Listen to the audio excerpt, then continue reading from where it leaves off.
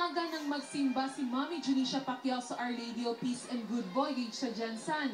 Pagdating sa mansyon sa Barangay Lagaw, walang pagod din si Mommy Lee sa pagdarasal sa altar.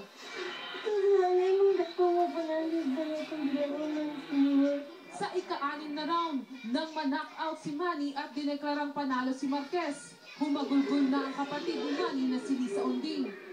Sobrang hirap po, hirap po para sa mga tao, sa amin.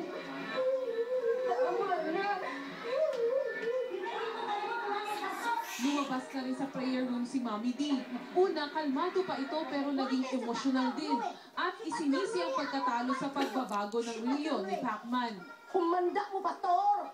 Kung makatulong ka mo sa akong anak, araw na ba na, mauna na ang akong ipaabot ninyo! Nagpuyo ang akong anak, Bridget, ang inyong bikoy-koy!